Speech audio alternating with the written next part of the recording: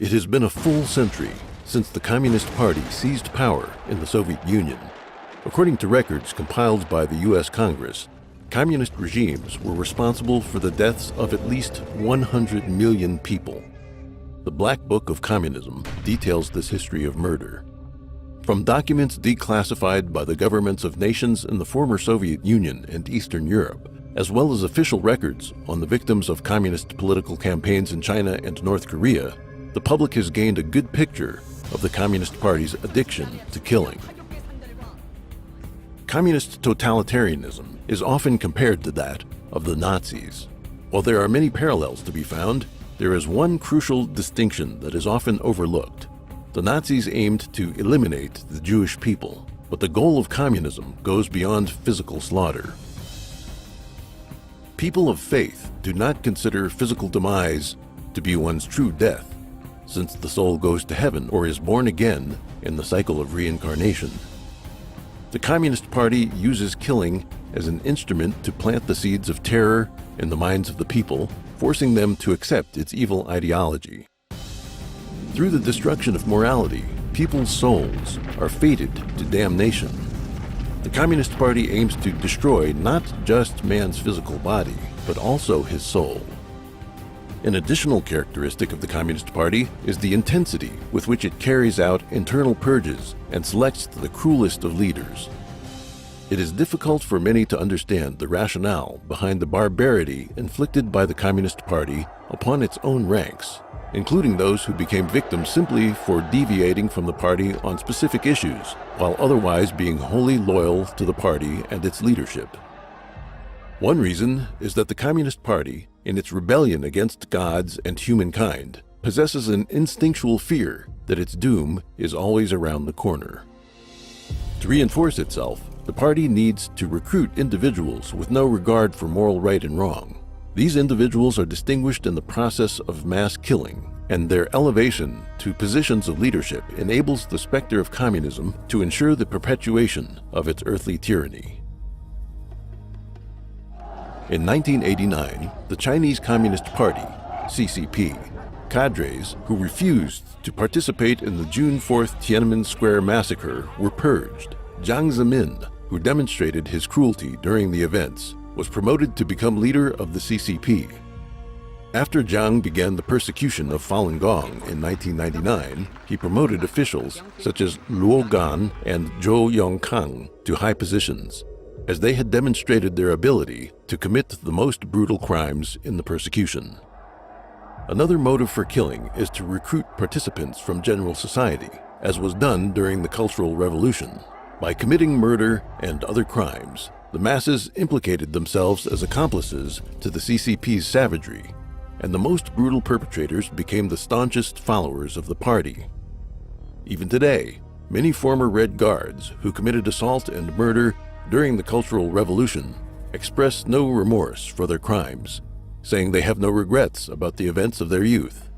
Furthermore, by killing its victims openly and deliberately, the Communist Party intimidates the general population into obedience. All this allows us to expound on a general principle. Throughout history, killing has occurred under tyrannical governments or during times of war because there was an enemy to be defeated. It is the characteristic of the Communist Party that it must have an enemy, and if there are no enemies, it must invent them so that it can continue to kill. In a country like China, with its long history and rich culture, the Communist Party could not achieve its aims without continuous killing. Traditionally, the Chinese people believed in and revered the divine. Steeped in a cultural heritage of 5,000 years, the Chinese people would not otherwise tolerate the existence of the barbaric and blasphemous Communist Party. The CCP's sole means of maintaining its rule, as learned from the Soviet trial run, is the use of mass murder. 1. The violent foundations of communist rule. Being the embodiment of an evil specter, communism's starting point could not be anything other than dishonorable. After Karl Marx proclaimed that, quote, "a specter is haunting Europe," the specter of communism, bandits and ruffians established the Paris Commune, laying waste to the French capital and its unparalleled works of art and culture. In Russia and China, the Communist Party of the Soviet Union, CPSU, and the CCP seized power through despicable acts of conspiracy and bloodshed. A. The rise of the Soviet Communists. In February 1917, food shortages and deteriorating working conditions drove Russian industrial workers to go on strike. As the turmoil spread across the country, Tsar Nicholas II stepped down from the throne, and the Russian Provisional Government was established.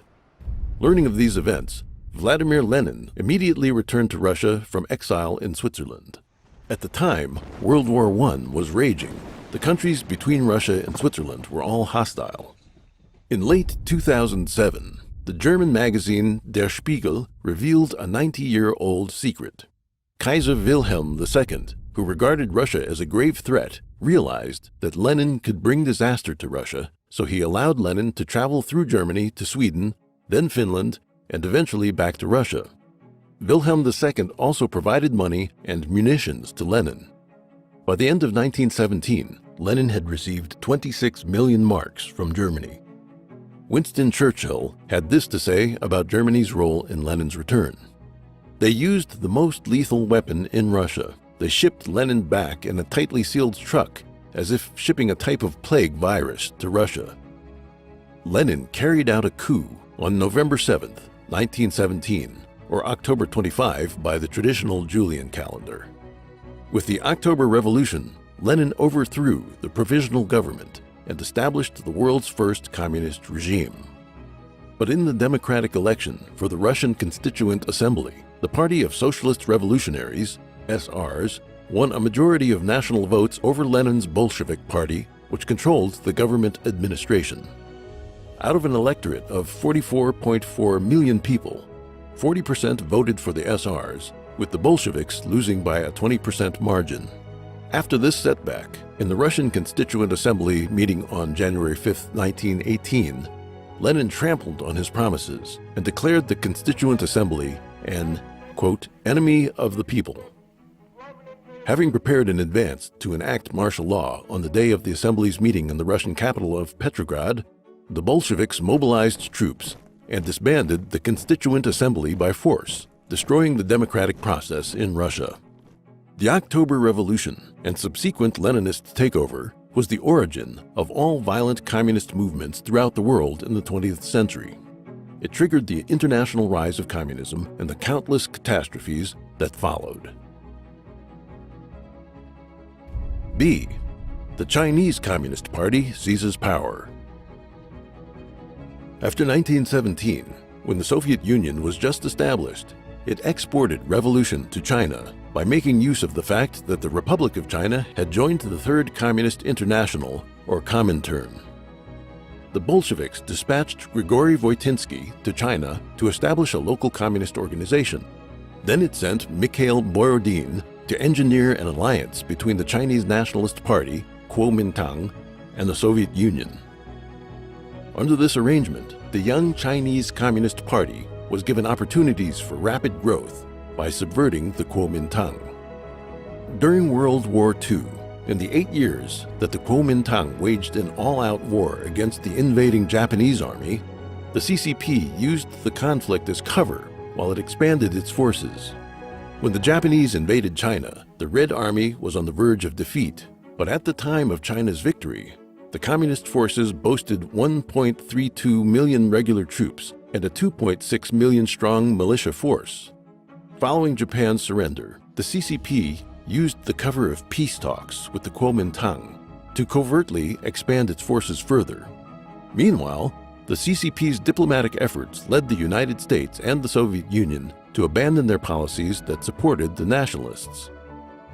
In 1949, the CCP finally defeated the Kuomintang government forces, founding the most evil totalitarian communist regime on Earth. At this high point in the history of the world's communist movement, it controlled 1/3 of humanity and the world's land area, as it comprised Russia and China, the world's largest nations by size and population. Communist governments extended across large swaths of Europe and Asia, and many countries in Africa, South America, and Southeast Asia became clients or allies of the Communist Party of the Soviet Union or the Chinese Communist Party. Millions of people gave their lives on the battlefields of World War II, yet the unexpected result was the rapid expansion of totalitarian communism.